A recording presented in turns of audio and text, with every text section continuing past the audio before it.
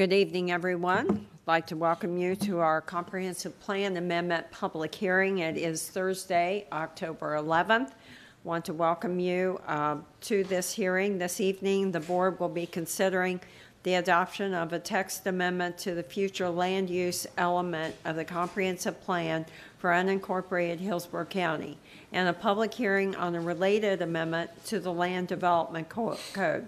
The Board of County Commissioners is also holding a public hearing this evening for the consideration of the transmittal of two comprehensive plan amendments. And I will now turn the meeting over to Planning Commission staff. Thank you, Madam Chairman. Tony Garcia, Planning Commission staff. Item A1 and related item I this is a text amendment to the future land use element with an associated land development code amendment. This has already come to you for transmittal and successfully transmitted. It also went up for external agency review. There were no objections for external state and regional review. I'll get it out right. And so that being said, since this was initiated by the county, I'm going to turn over the particulars now to Mr. Moreta, who will explain to you the nuances of the comp plan amendment and the associated land development code. Thank you, Commissioners. As you recall, Joe Moreta, Development Services for the record. As you may recall from the previous hearing, this is a tandem project that includes a land development code amendment and a comprehensive plan amendment.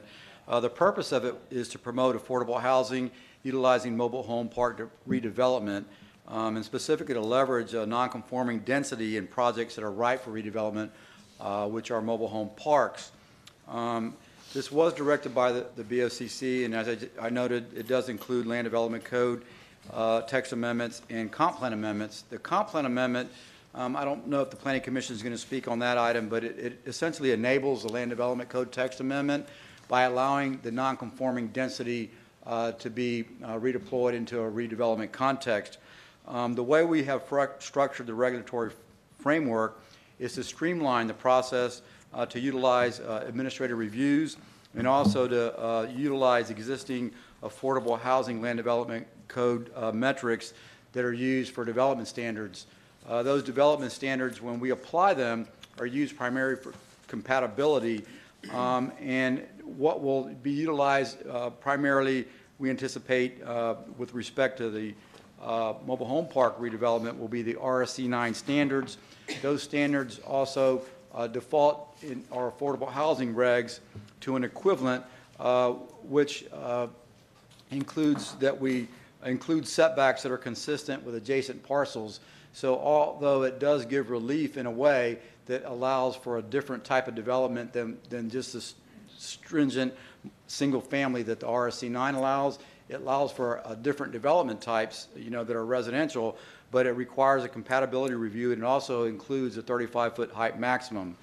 Within the regulation, I would note that there is a process for relief that if the density that's trying to be developed within the project cannot be sustained without some relief, that if the administrator would have the review of some justification that would be provided, and if if the administrator found that acceptable, then that relief could be provided, and it would be all within an administrative process. So that's how we would address the compatibility. That's how the comp plan is enabling it, and that's essentially how the code will work if adopted tonight. Thank you very much for that explanation.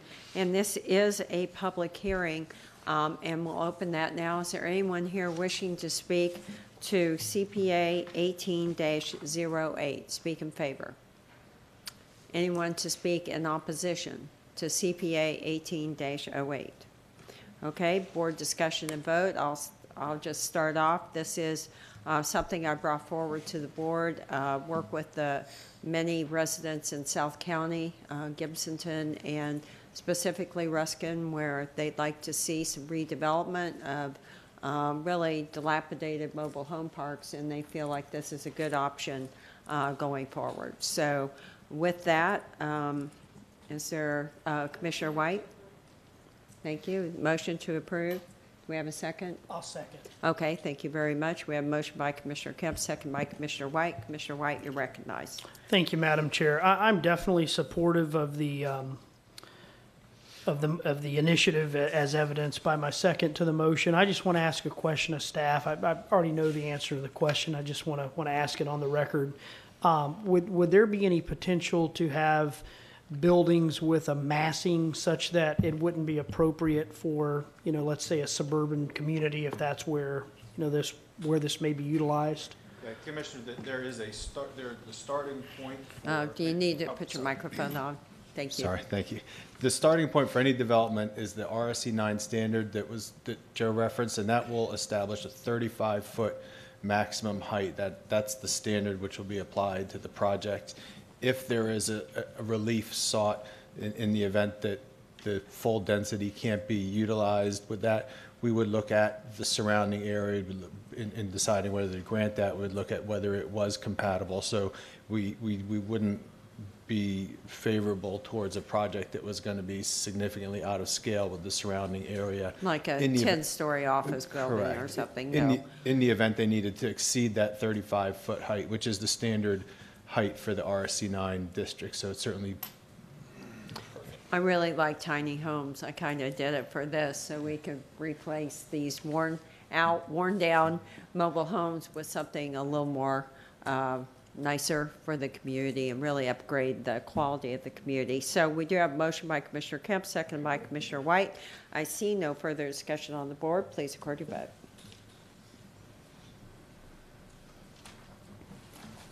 Motion carried 7-0.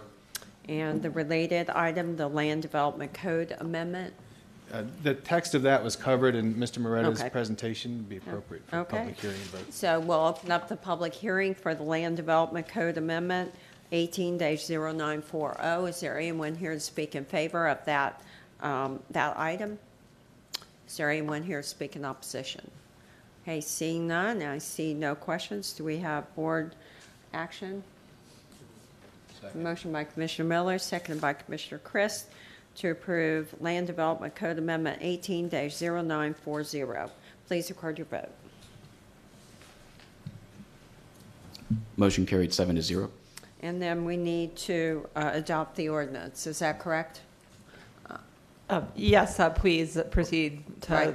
adopt the ordinance for the comprehensive plan amendment Right. adoption. So I need a motion to adopt the ordinance. Uh, Motion- And there was also a separate ordinance following that for the adoption of the land development code amendment. So, Okay, it's not in the script that way. There's only the script. I think, can we adopt both at the same time? we actually need two separate ordinances. Okay. So, Because the adoption of the ordinance isn't on the CPA 18-08, so I didn't see that. So let's have two. We have a motion by Commissioner White. Do I have a second? Second by Commissioner Miller to adopt CPA 18-08. Is there any further discussion? Seeing none, please record your vote. Motion carried 7-0. I'll move the ordinance adopting the land development code provision. Thank you very much. Motion by Commissioner White, seconded by Commissioner Kemp and Commissioner Miller. Is there any further discussion? Seeing none, please record your vote to adopt the ordinance. Motion carried 7-0. Okay, and the following amendments now are being considered for transmittal. This is transmittal, not the final approval, to the State Land Planning Agency and other agencies for review. This is the first of two public hearings required for adoption of these amendments. And I will now turn that, I guess we'll bring up the amendments. So Planning Commission staff, do you want to introduce the first amendment? First amendment is Comp Plan Amendment 1811, which is located at the Okay. CPA, yeah. 18. CPA 1811, which is at the northwest quadrant of Causeway Boulevard and 86th Street, presented by Mr. Randy Kranchak. Very good, thank you. Good evening, Commissioners. Randy Kranchak, Planning Commission staff, here for Comprehensive Plan Amendment 18-11, Causeway Boulevard and 86th Street. Here you see the site outlined in the pink. This is 86th Street here, Causeway Boulevard here, so we're at the northwest quadrant. Also want to point out to your attention, since I do have the aerial up, this is a substantial drainage easement that runs in this diagonal fashion, and with associated growth along it, which provides a buffer between this parcel and single family to the north. Also, you see here a TICO easement, a large TICO easement, which runs in a north-south manner and then in a diagonal fashion again through this site. So we are in the central part of the county here. We're in the Greater Palm River Community Planning Area. We are in the urban service area. This is a privately initiated land use amendment to the map, future land use map, and it is a large-scale amendment. It's 34 acres in size. So we have a suburban and urban scale development taking place out here. The subject site over in this area by the mouse, by the cursor, is primarily undeveloped up with the frontage along Causeway. There is a mini storage facility on the far north part of the site along 86th Street. So the future land use is currently residential 9, and they are asking for a proposed density residential 20, future land use category. So we have residential 9 on the north side of Causeway Boulevard. We have some mixed use categories with 12 and 20 units per acre to the east. And then we have office commercial 20 on the south side of Causeway across from the site as well, which allows up to 20 units per acre and for the potential for 20 units per acre, and also allows for intensive commercial development. So looking at the parcel in a gross fashion, a gross acreage fashion, you could have a potential increase from 310 dwelling units to 690 dwelling units. Again, that's gross, the entire 34 acres. Both the residential 9 and the residential 20 could accommodate up to 175,000 square feet of commercial development. However, this site does not meet locational criteria in the comprehensive plan for that scale of commercial. So just a few photos. This is property along 86th Street going north. It's on the east side of the road. Again, the subject site, this is Causeway looking to the west. You can see Causeway has recently been improved to a 4-lane divided roadway with bike lane and sidewalks on both sides. And this is property on the south side of Causeway, and you can see the large TICO easement that's running from the north across Causeway and to the south and beyond. So relative to agency reviews, the school district did notify us that with this change, with potentially looking at the potential amount of units, Spoto High would be slightly over capacity. The middle and elementary schools in this region or in this area do have capacity for this amendment. Of course, all of that could change relative to concurrency analysis when development comes in at the school to the school board and they do an official review. There were no other agency objections. I would like to note that there is water and sewer available to this site. The applicant will go into that a little bit more, but it is in the city's service area at this time.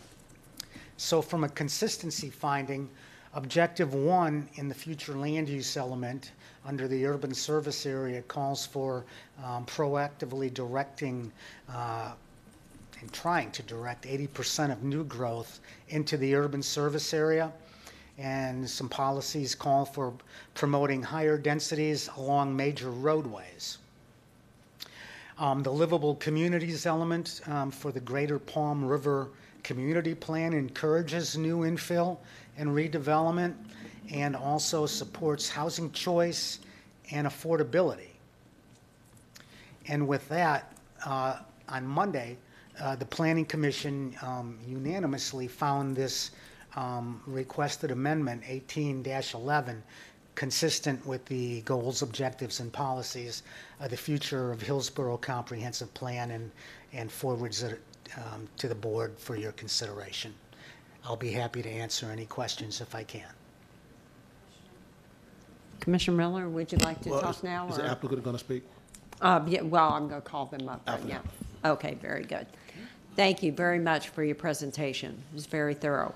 And now, if the applicant is here,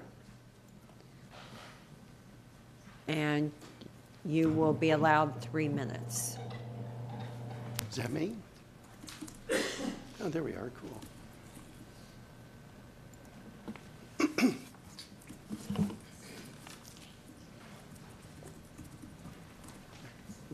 Good evening. I'm Kevin Minier, and I'm assisting the Kearney family in the possible redevelopment of their commercial property in the Palm River area. I appreciate Randy and your staffs working with us on this project, and all the agencies, including the planning commissioners, are recommending approval. The school board looked at it based on maximum possible development, and they'll regulate how many units we're allowed to build based on the type of units and everything. So I even looked at the school boards as more of a concern, not a objection. So I'm feeling everybody recommended approval, including the planning commissioners. I'd like to spend just a few minutes and maybe add a few additional comments. The project's located on the north side of Causeway, a 4-lane arterial between 82nd and 86th Street. It's 1,300 feet east of 78th and 3,000 feet west of 301. It's 34.5 acres in size, but as Mr. Kranchek said, much of the north half is taken up by power lines, power easements and drainage easements, so the property is well buffered and screened from any single-family residential. That's the only single-family residential, and it's several hundred feet away. And this is a very established commercial enterprise, as well as this is a mini warehouse. So really, the activity is all going to go down here, but we need the density to make sure that we get the number of units to make the project work. The comprehensive plan doesn't really reflect the current situation along Causeway because it's a well-used, intensive commercial corridor with heavy commercial on both sides of the street. The commercial nature of the corridor is reflected, however, with the current zoning map. Our property is zoned commercial general today, which allows a full range of commercial uses. Our neighbors to the east, west, and south are also zoned commercial on both sides of Causeway. These uses range from heavy auto repair and construction equipment storage lots to warehousing and distribution. These are our neighbors immediately to the east and to the west. And this is a very nice large business park to the south of us. Here's a wider view of the entire corridor. Most of the parcels on Causeway are zoned for commercial or industrial uses. My research indicates the closest multifamily approved zoning is at the corner of US 301 and Causeway. We're consistent with the comprehensive plan, which includes multiple policies that encourage infill in the urban service area with higher densities when compatible. And we believe that we're compatible. And when it's to encourage infill to higher densities in lieu of strip commercial development. We're also consistent with the Palm River Community Plan, which encourages infill and redevelopment when compatible. As well as the community plan also promotes greater housing choice and affordability, which we can provide with this project. Finally, I'd like to mention the upgrades to the water and the sewer system that the county paid for and constructed in 2005 to encourage redevelopment in the Palm River area. When they were widening Causeway Boulevard, the county, with community reinvestment tax funds, paid $5.5 million. Thank you. Oh, Thank you. Isn't that the first beep? No, that Oh, was I'm sorry. the second. Okay, Thank you. thank you. And Commissioner Miller, do you have a question of the applicant? No, I don't have a question. It was just funny because, I think he thought he had 15 minutes. But it's don't have- Yeah, on these, yes, it's 3. That's why I said, you must not have heard me. I said, 3 minutes. I timed it, I was 3 minutes, sorry. I had You some did. concerns about this. I'm very familiar with this. This is in my, We're still in the public. Well, no, we actually haven't started the public hearing because the applicant has just finished his, and Commissioner well, no, Miller is. if you want to go into public hearing, go into public hearing. You want to do that? Okay, we'll do that. We'll go ahead and open up the public hearing. Is there anyone here wishing to speak in favor of CPA 18-11? Okay, anyone here to speak in opposition to CPA 18-11? Okay, we will close the public hearing. I guess there technically is no rebuttal because no one spoke in the public hearing. So we'll go to board discussion. Commissioner Miller, you're recognized. Thank you, Madam Chair.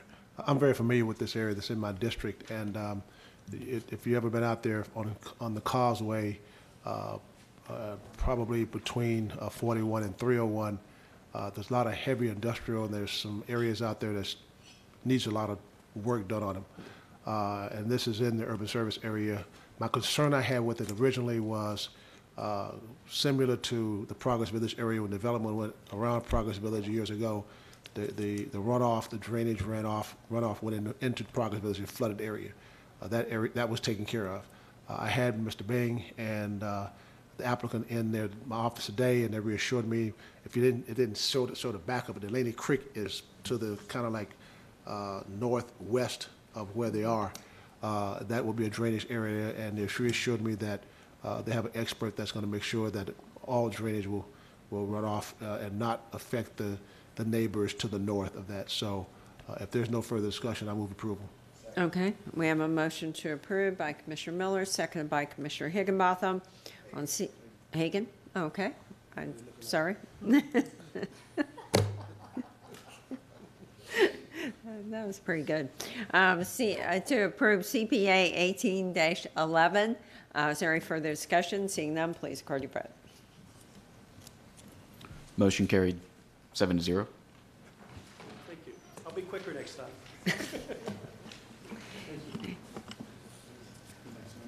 And we are now on the next amendment, a CPA 18-12.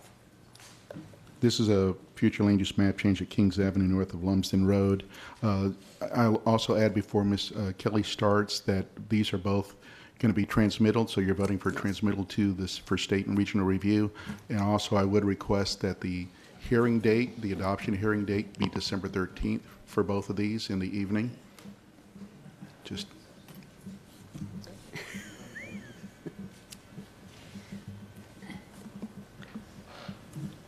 Okay, good afternoon or good evening. Krista Kelly, Planning Commission staff. CPA 1812 is a privately initiated map amendment. The site's located on the west side of Kings, north of the intersection of Kings and Lumsden Road. The site is within the urban service area and the Brandon community planning area. To give some context to this site, this is an aerial. The site is between Brandon Boulevard to the north. You can't really see it up here, a little bit further, and Lumsden to the south. And again, it's outlined in pink. The site is adjacent to a shopping center to the south, a church and a rehabilitation center to the north, and to the southwest, the west and southwest, a villa development. Further west is the Brandon Mall and apartment complexes. This is photos of just the frontage of the site, looking from the southern boundary of the site northward, and then looking from the northern boundary southward. You can see there's a lot of open space because the site operates as a driving range with other recreational accessory uses like putt-putt golf, a pro shop, and batting cages. The adopted future land use map shows the site designated residential 12 at this time. It is surrounded by designated areas residential 12. There is some residential 6 on the east side of Kings.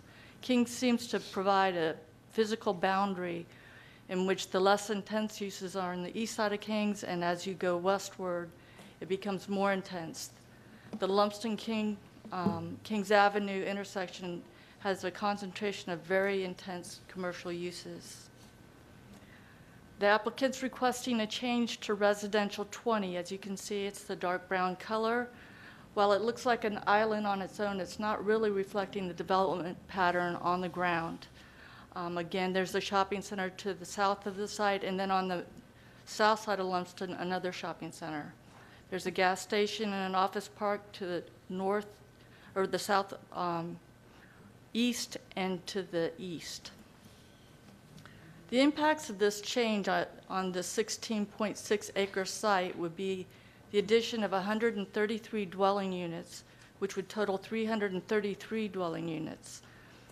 It's capped, both categories are capped to up to 175,000 square feet of square footage of non-residential uses. The FAR would increase by 0.25 for a total of 0.75. Staff reviewed it for consistency with the comprehensive plan and found that it was consistent with the growth management strategies that direct growth and intensities within the urban service boundary.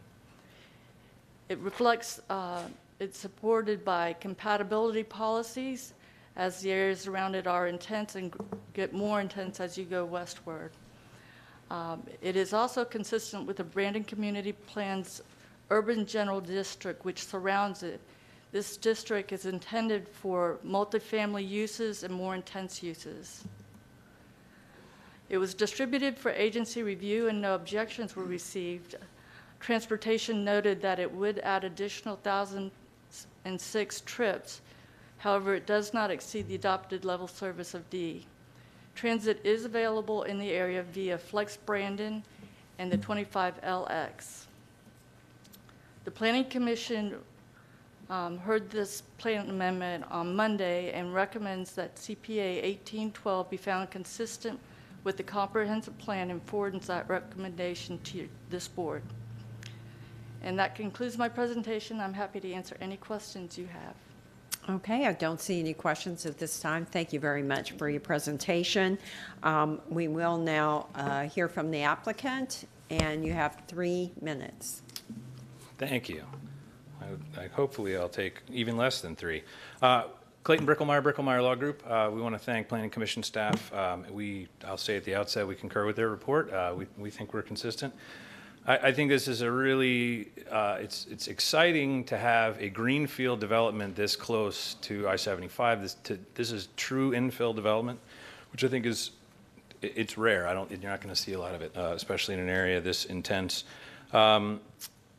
The Brandon Community Plan has urban densities called for, especially this tightly, that we think we are lining up with nicely. There's a draft of the Brandon Corridors pilot project that actually has our node, this intersection, listed as a mixed-use activity center, which we think is very good. There's a PD zoning that's already been filed for this. The maximum is 333 units under this comp plan, but we've limited to 300 units, which is more like 18 units to the acre.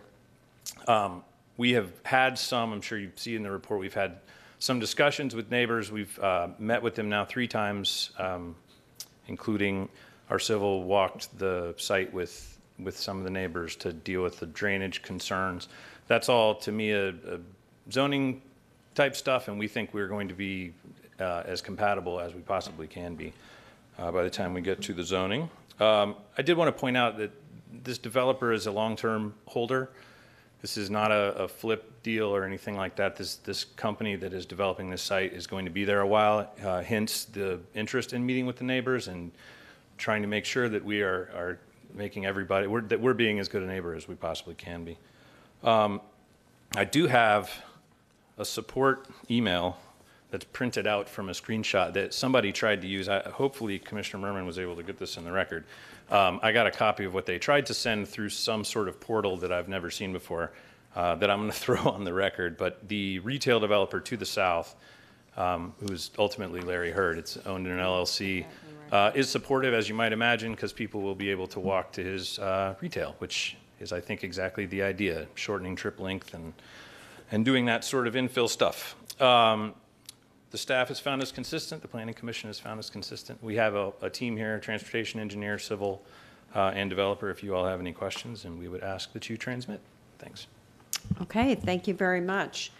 And I'll make sure that letter gets to, I already passed it on to him, into the record. This is a public hearing. We'll go ahead and open that up. And is there anyone here wishing to speak in favor of CPA 18-12? Is there anyone here to speak in opposition to CPA 18-12? Please come forward.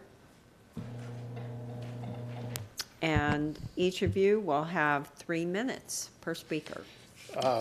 Good evening, Commissioners. My name is Gene Watford. I'm the president of the HOA for La Viva.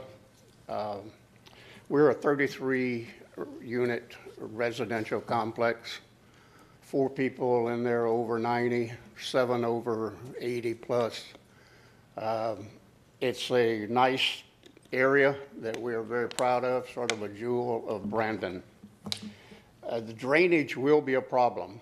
The gentleman just mentioned that the civil engineers walked our property with us, and they said that that property couldn't be built the way it's built now. We're right butt up next to wetlands. There's over 3 acres of wetlands on the west side of this property. We're right up to it. He said now we would have to be about 50 feet off of that wetlands. We get water coming up to the back of these houses. The shopping center, it drains to our property. So drainage is going to be a significant problem. This is the headwaters of Delaney Creek. It needs to really be looked at before anything's done. I know that this meets the criteria of infill, but I don't see where we got to go from R12 to R20.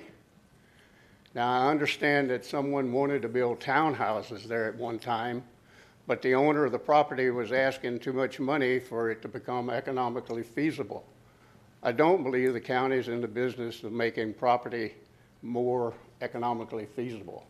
Maybe the market needs to decide what that property is actually worth. So again, we're against this. The other problem is the traffic. Within the last couple of years, there's been 2 deaths around Kings and Lumsden. One of them caused by a U-turn, the other one caused by a bicyclist and somebody making a turn right into him. There's a U-turn light on Lumsden for you to make a U-turn and go east on Lumsden.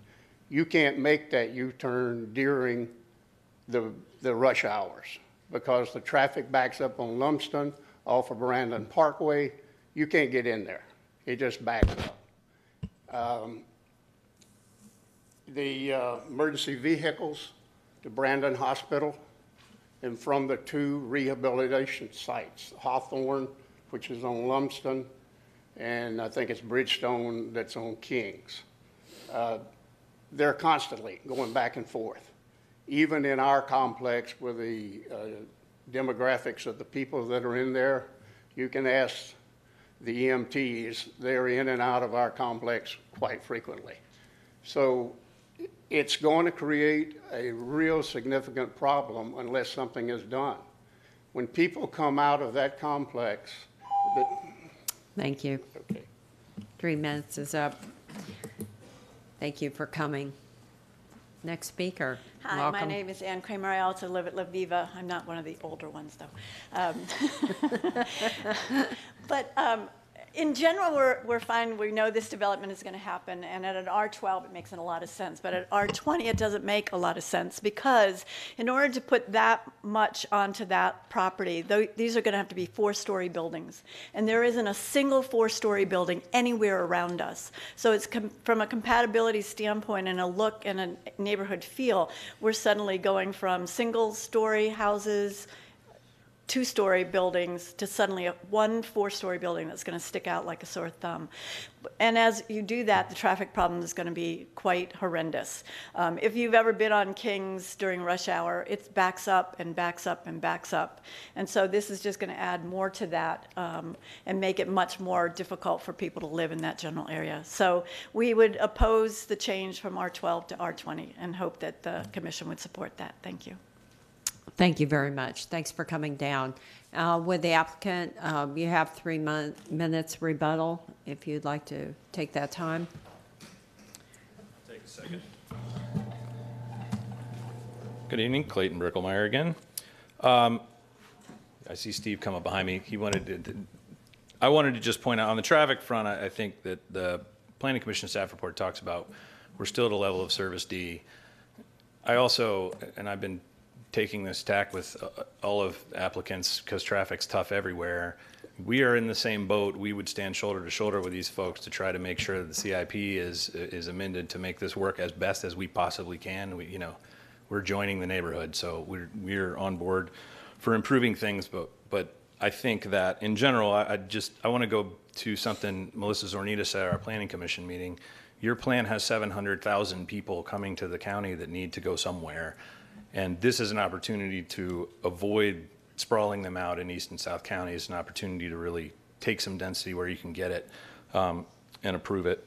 As far as massing and drainage, I think that's a zoning consideration. I think that if you've looked at the aerial, there is a wetland. It's right up next to them. It also provides a really meaningful buffer between us and them. The buildings will be massed in such a way, I hope, that are going to be sensitive to the concerns that you just heard expressed. The drainage, we actually think will improve the situation. The current site plan, when you see the zoning, has a large pond in the middle of the buildings that sort of doubles as an amenity. I think we're kind of getting ahead of ourselves, but that's just the story. I do have, if you all have any questions for transportation engineer or civil engineer, they are available. Don't see any questions of you all at this point. Thank you all very much, and we'll close the public hearing. We're into board discussion. Commissioner White, you're recognized. Thank you. I just want to thank the two citizens for coming out. I think you've both been out to see me when I've been out in the community. I just want to let you know beyond the shadow of a doubt that I hear your concerns.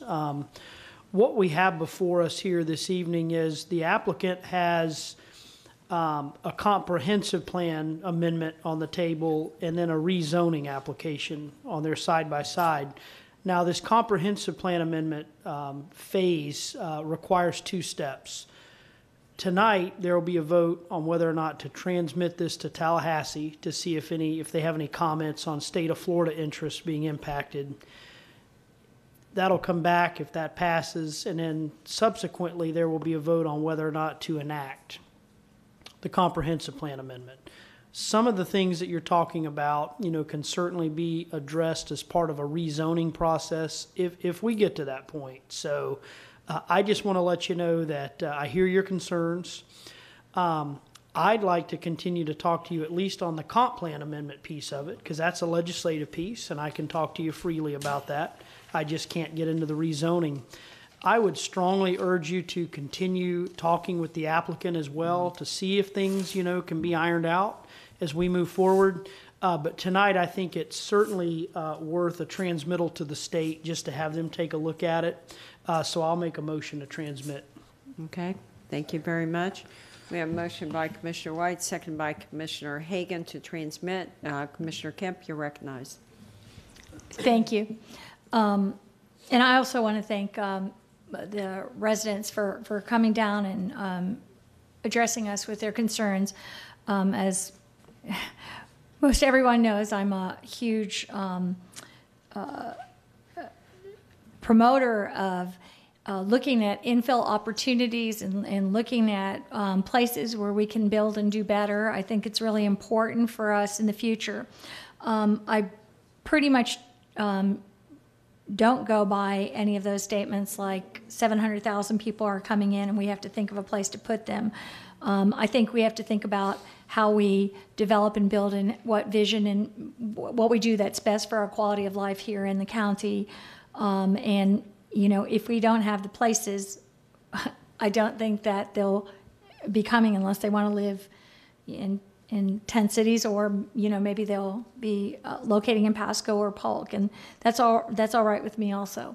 But I do have a couple questions about this. I just want to get some clarity here. If the applicant could just, in terms of how many acres is this?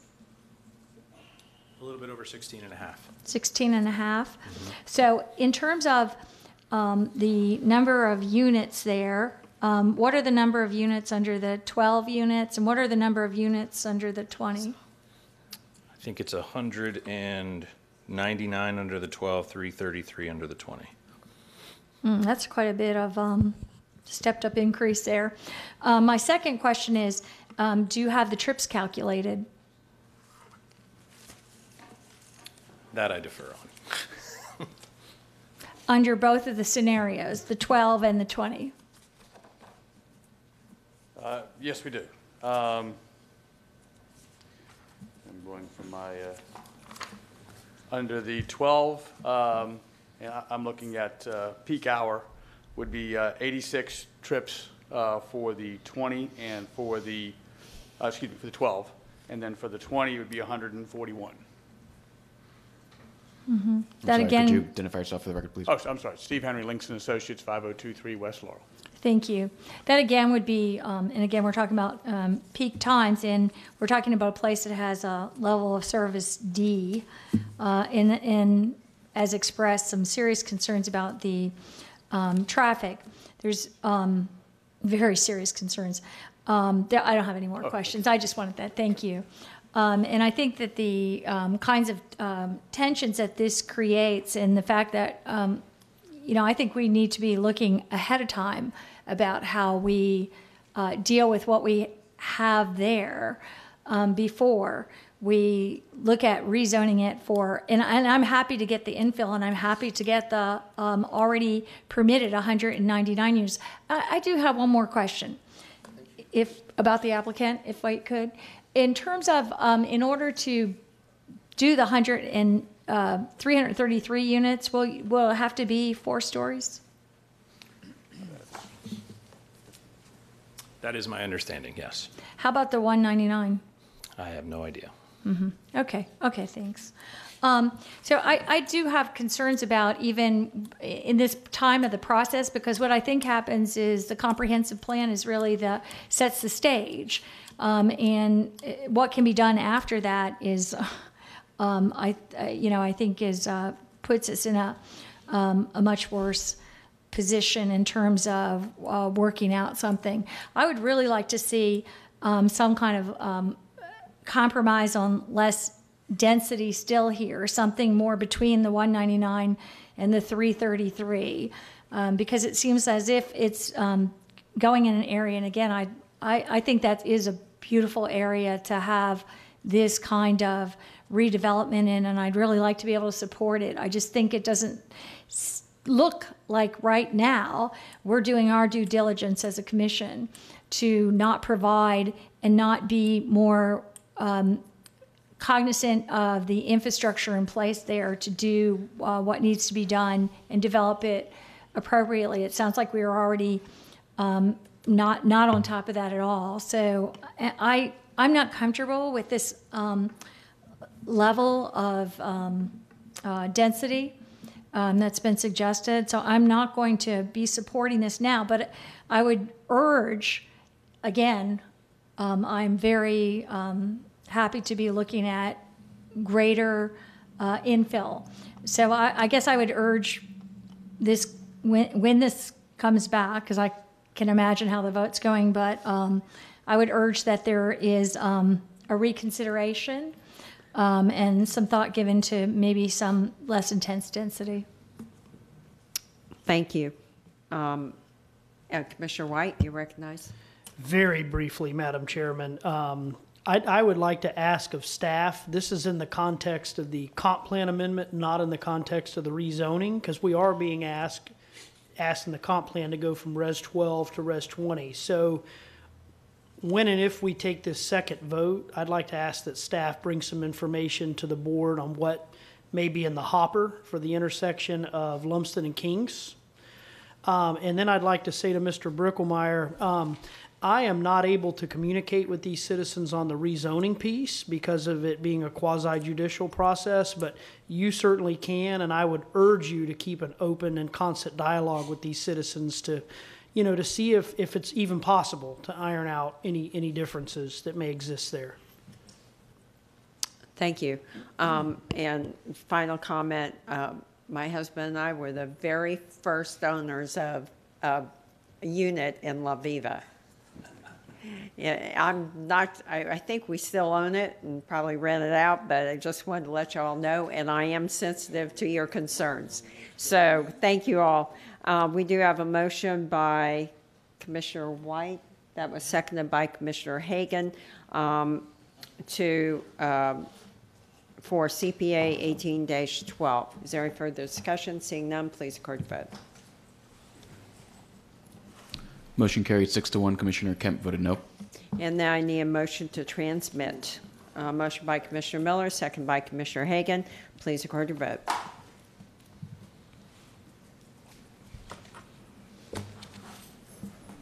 I'm sorry, Chairman Merman. Could I have your vote, please? Thank you. Motion carried 6-1. Commissioner Kemp voted no. Okay, is there any further business? I just wanted to add just one thing, that these will be coming back to you for adoption consideration on the evening of December 13th. Okay, very good.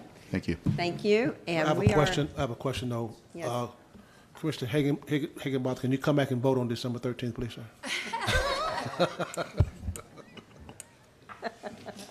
That was good, too. Yes. Madam Chair, I don't want to beat a dead horse here, but I just want to let the citizens know that there'll be a round 2 for this on December 13th. Yes, Okay, this is was not a transmittal. final decision. Yeah, this is just the first step. So, okay, we're adjourned.